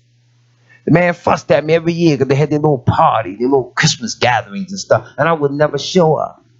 He said, at least stick your head in the door. Show up. You got to come out there. Yeah. I ain't got to go. I don't celebrate Christmas. You better show up. And jokingly told me, you don't show up, don't come back. He just messing with me. But anyway, I stuck my head in the door that night. They give people the little bonuses and checks and different things. I got a big bonus for working with them all year long, what have you. And they gave me a watch. Big watch. Pretty watch. 18-karat gold watch. Face was plated and trimmed in that rose gold that they call it. Looked in and you see them little diamonds or whatever it was in there. And I was thinking to myself, this is a little too fancy for me. So I ain't say nothing. Me and my partner, buddy boy, I ain't saying nobody's name in particular, you know who he is. We looked the watch up. We trying to see what was what. The thing had a retail value of $4,500. Like, get out of here. And you all ain't even seen me wear it, but once or twice. I gotta be honest. I'm not into fancy stuff. I like nice stuff. But do you all, sometimes you get nice stuff. Nice stuff can be cheap. You know what I'm saying? Sometimes nice stuff can be cheap and then outlast some of the super expensive stuff people go get. And they all, look, can I be honest with y'all? Truth be told, it's all going to do the same thing. A $45 watch going to do the same thing a $4,500 watch going to do. It's going to tell me it's 12 o'clock. It's going to tell me it's 2 o'clock. And when it get tired, it's going to stop working. You hear what I'm saying? That's all. They all do the same thing. People worship stuff like that. And when we come to a point where we can come to love Yahweh, where that type of stuff don't mean anything to us, watch and see if he don't give it to you as you need it. Because then you're in a frame of mind where you don't have to worship that. See, that's where black folk get in trouble all the time. See, we've been stripped of that. Listen, I'm not even going to rebuke us as a nation. I'm going to tell us the truth. We come from royalty. So we expect nice things. It's in our blood. You come out of there. You come from where the gold come from. You come from where the diamonds come from. You come from where the silver come from. It's in your DNA. And your magnetism, it attracts that to you. Wherever you went around the world in captivity, your silver and your gold followed you there. It's just in somebody else's possession. You ever seen, I hate to bring it up, but I'm going to bring it up here. You ever seen a white man with a gold chain on his neck? Y'all ever really paid attention how the contrast of the two colors don't even matter. It don't even go together. Y'all ever seen, really, you ever seen that? Man, I was in a store one time. I watched a little man. He was in the store, man, a gold, what the young boys call dookie rope, big rope around his neck. And I was looking at him, and I was like, y'all don't even match. Then you take the black, it's the black brother or sister. Be so black, they sky blue, just black. Put that gold on them, and they stand there. See, look at him. He like a million. Come on, y'all know that's just the way it is. And they'll get offended if they hear me say that, but it's true. You can get us. You can get some of us right now. We can be the lightest of the light. You be yellow, all that melody, put it right on you. You stand right there. Bing. Just look at her. Look at him. Look at that little watch. Look at that necklace. It just glows on. It's natural. But for those that were thieves that stole it and coveted it, they stole it. They even stole names to match it. Hi, I'm Henry Goldstein. And you stand there thinking, Steen, as in steel. I'm Frank Silverstein. I'm David. You know, Rubenstein. Think about what I'm saying to y'all. They take all the names about the stuff that they love. Now find all that in the Bible. Find me Abraham Goldstein. Find him in the book. Come on. I'm waiting. People tell you the stuff they love the most, but they steal it. That's what they after. And we sit around, they're the chosen people. Listen, I don't really care for Brother Polite. Saw a video clip the other day of him, had to share this. Polite was saying something so funny, man. He was just coming down on him. He was essentially saying, you ain't gonna tell me, after listening to them Hebrew brothers on the street corner, going in this book, finding the stuff that they going through, their trials and their tribulations, matching it up, saying that they the children of Israel and the conditions of life that we living under, matching them and matching what they saying, and there not be something to it. And you sitting around here saying you the chosen people, and you ain't never heard of the captivity. You ain't never heard of the famine. You ain't never heard. He says something ain't right. Don't tell me that it ain't something to what they saying. Now see, he used to fight the Hebrews. Maybe y'all would have slapped him and knocked him down. He kind of come to his senses. And I said, look at him. Look like he kind of like coming to his senses. And you know what was interesting in looking at him in the video clip? See, to me, Brother Polite always had this spiritual condition on him. Kind of like it was a dumbfounded look. I don't mean to say it in a way where I'm disrespecting, but there's a spiritual condition behind what we do. You ever see a person, my youngest son, he's dark skinned. And the children would pick on him in the neighborhood. He was a fighter. And shut up, Blackie. And he didn't like that. So he, boo, throw them hands. So you ride up and just look at him. And he looked like somebody that's always ready to fight. And that's how he was. So sometimes the spiritual condition behind who and or what we are, it's upon us. So I'm looking at Polite as he was talking like somebody with some sense. And he even started to look more intelligent because he was fighting two Jewish dudes on the Torah. I said, see how the book says if we do right? He says he will beautify the meek with salvation. All we got to do is come to Yahweh and come to our senses. All we got to do is wake up and acknowledge that we don't know. Turn to him. He says, turn unto me and I will turn unto you. It's just that simple. Come on. So we buck and rebel and debate and go against Yahweh and choose to do all this stuff. We are wrong, man. We're wrong. Let me do this. If the children of Israel are going to have to deal with the nations in Armageddon, you all read this later on today from verses 15 on down. You'll see how it leads even up until the time of the Feast of Tabernacles. It would have to be when the Battle of Armageddon began. I'm going to just throw this little piece of prophetic note out there. Yahweh says, for a short work will he make upon the earth, for he will finish the work and cut it short in righteousness. Let them think that the Battle of Armageddon is going to be one of the wars that drag out for years. Y'all got another thought coming, so you might as well get it in your head.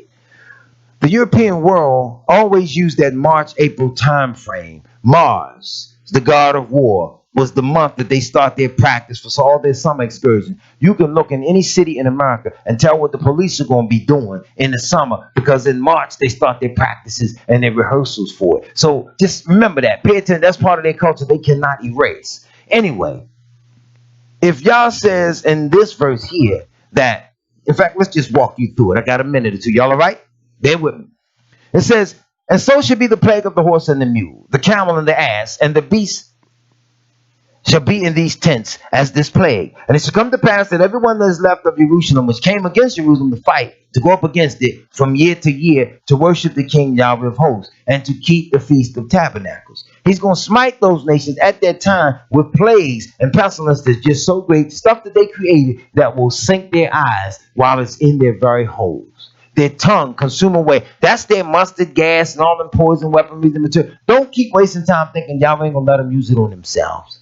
But now those of Yahweh's people that are left, it shall be, look at verse 17, that whosoever will not come up of all the families of the earth unto Jerusalem to worship the King, Yahweh of hosts, even upon them shall be no rain. So you see, in the kingdom age, as Yahweh lets them wipe themselves out, somewhere in that March, April, May, June, July, August, September time frame, you bring a major war on this earth so devastating because earth is just so wicked in a 6 month span of time to let these devils tear up like they gonna tear up. He can structure that thing and hide Israel wherever he chooses to, and then call for the angels to go gather his elect from the four corners of the earth and bring them back. Don't tell me he ain't give us the blueprint for it.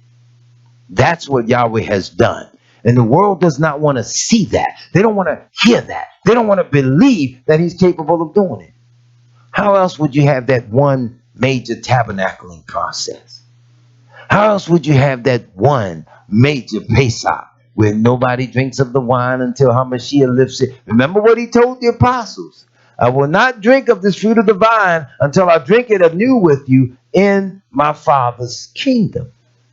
See, people don't know the power of prophecy because everything ain't written in the book. Some things have to be revealed. Y'all let them start their war and run their war throughout the summer and wipe them out and tabernacle his people, get them together and get them all in there to celebrate the end gathering. As the winter month roll around, you are structuring, you are setting up law, you putting things in place, you opening it up, you getting ready for the Pesach, you're going to teach the memorial of Yahshua. He's going to lift that cup to Abba Yahweh, start a new season of coming.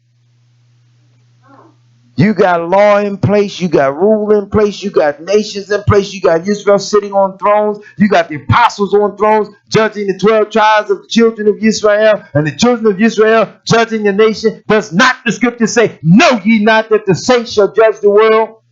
Did he not say he's going to gather the kings of the earth and put them in the prison and shut them up? And after many days, hey, when you get locked up, you got to sit and wait to go to trial.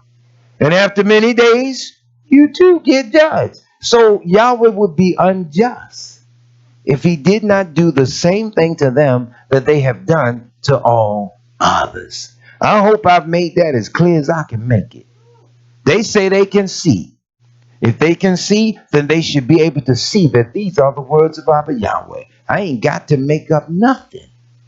Yahweh's going to make this thing up. So let me conclude. I'm making a little note to myself. I very seldom use notes, but I want to read a note to you all I wrote to myself. Note said, the commandments of Yahweh were not kept by Israel. So Shaitan has established his own commandments and will demand all in the earth keep them and place a mark upon all his followers. This marking system will be so unjust that it leads to Armageddon, at which time the nations will fight and will be destroyed, and Yahshua's kingdom will be set up. When I do part 4 to the last 4 messages of the age, I ain't got no other choice but to slow walk you through the process of the war and the battle and how Yahshua's going to set it up. It's right in the scripture. It's in the book. And people should be seeing this. All the messengers of Yahweh, wherever we are, should be seeing it and should be seeing it in agreement. One may have a deeper level of understanding than me. Another may have a level deeper in both than 2 or 3 of us. And you go on. It doesn't change. It doesn't distort the word. It's the level of revelation that Yah gives unto Yisrael. He gives every assembly, wherever they are, a shepherd to feed them after his own heart, according to the level of understanding that that congregation is on. Ain't no competition in the assemblies of Yahweh. Ain't no battle among the messengers and the ministers. If we're going to be battling and debating and going back and forth among ourselves, then who's going to be right? Who can prove that Yahweh's with us? Because now we're violating what Yahshua said. He said, among yourselves have fervent love, for by this shall all men know that you are my disciplined ones. That's why I said what I said about the people on the channel. They spend time and greet one another in love. And it's done so disciplined and so well that even as they're making comments and remarks and speaking to me, though I'm here teaching and I can't read it until after recess, they address me just like some of you all do. Those are their shout outs, and that's their way of showing their love of Torah to Abba Yahweh. So Yisrael as a nation, look how beautiful Yah worked it out. You can stand before people, and somebody set up this toy called a camera, and people hundreds and thousands of miles away can see the same thing you see.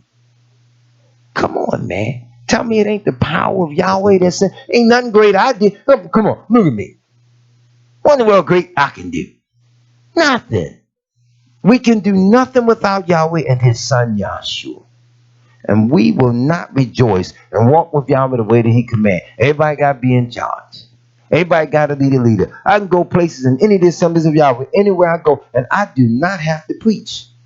I can go right there and can sit down and hear somebody else teach, because I can be so enriched and so enlightened by the word of Yah. Even when I hear it, even if a man is in error on a particular point or something, I don't necessarily have to jump out, yeah, you're wrong. Sometimes a person may not have understood it fully. They too got to come and grow in Yahweh. We all got to see it. But I implore you all as Yisrael, whatever you do, don't be no airhead with the word. Study the Torah of Yahweh and take delight in Yah's word, because that's your soul's salvation. That's where it comes from, man. There were days my father would preach, man. Some of that stuff that old man would lay down, man, it would be burning me up, man. But like I said, I was young then, 17, 18. I was trying to hang out in the street. Being in the temple just wasn't it. That wasn't the cool thing to do, man, because all the brothers, man, they was out playing basketball, shooting pool, swimming, doing whatever. So I got to be in temple all day. I'm sick of this. That was Satan. That was the mind that he wanted you to take. Yahweh had a chain on me. He said, no, you ain't going but so far. You going out there with him. I'm going to whoop your back. But I guarantee you, you're going to walk all right when I say so. And it had to happen. So I say, teach that to your children, to your son. Don't let this society punk you. Make you think you got to let your children come up the way they say come up. They children doing everything they want to do. Little boy cursed his mother in the store so bad the other day, I felt like taking my belt off. I'm looking at him thinking, boy, you need one. You need a good one. I come in the house, my little grandson be playing, ripping and running, doing stuff. I walk in the house, all I got to do is just look at him. Going over there to his mother, going over there to his grandmother. And yet he don't pop love him. He come right back minutes later and he run up on me and want to play. Then he go over there and sit down. All I got to do is look. Whenever he's doing something wrong, his mother can tap his little hand with her. He'll look at me because he knows he going to say something next. And I'll say, don't look at me. If she gave you the discipline, you got it. Right there. And yet, no, I love it. So I'm telling you all, that's how Yahweh is with us. Sometimes Yahweh got to smack us around before we get it. And when we get smacked around, you can tell we all get smacked around because we all say them same words. Pray for me that Yahweh had mercy on me. What did you do? Well, you know, I got a little child, she made that job, and pray for Boo Boo with Boo Boo. Oh, he locked up. Wait a minute now. Well, I got to pray for Boo Boo now. Was Boo Boo praying when Boo Boo broke that car window? Well, you know, he was turned his life around. Well, wait a minute. Where was his life at before he turned it around? Sounds to me like he was on the right path. Listen to what they mean when they say he was turning his life around. Okay, he could have been on the right path. So now he turned this way. He's already turned his life around for the worse. Then he did something else. Then he turned his life around. Then he did something else. Then he turned his life. 3 times he's still going wrong. Right? So, then when he decides, I guess I better straighten up. Boop! Here come the judgment. And what did they say? He was turning his life around. That was the problem. He should have turned it back and went straight. Because see, just as Deacon Reggie said last night, sometimes you can fall and not get back up.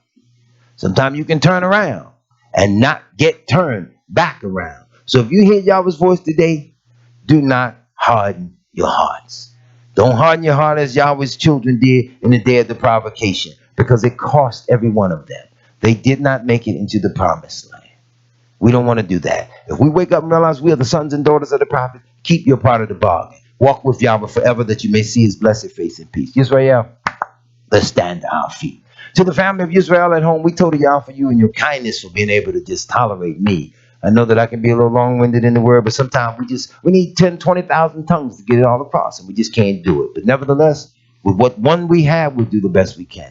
Abba Yahweh, we beg of you in the name of Yahshua HaMashiach to please have mercy upon us. Hear our cry as we, the children of Israel, cry unto thee. We awaken to the knowledge of our truth and precious name of Yahshua HaMashiach, that we are the sons and daughters of the prophets. We ask that you write the words of your Torah in our hearts and our minds. Help us to walk up before you in a manner that is pleasing, honorable, and acceptable in your sight. Bless us, Abba Yahweh, both young and old, small and great, wherever we may be, Abba Yahweh, those that are down in need, those that are in prison without doing just cause, some that are sick, some that are need healing in the bodies and in the mind. Whatsoever the case may be, Abba Yah, we know that you know more about it than we're capable of asking of you. But more so, we ask you in Yahshua's precious name to be with our houses. Bless our homes. Make them homes of prayer, homes of peace, successfulness in your name, and happiness in the name of Yahshua Mashiach, that we will forever walk up before you, so that at the great day of thine appearing, we're able to stand and to hear you say, well done, my precious servants, in Yahshua's name. Enter into the rest prepared for you from the foundation of the world. And may that be the perfect will of Yahweh upon you all. Let the somebody say simply, hallelujah, hallelujah, hallelujah, Yahweh.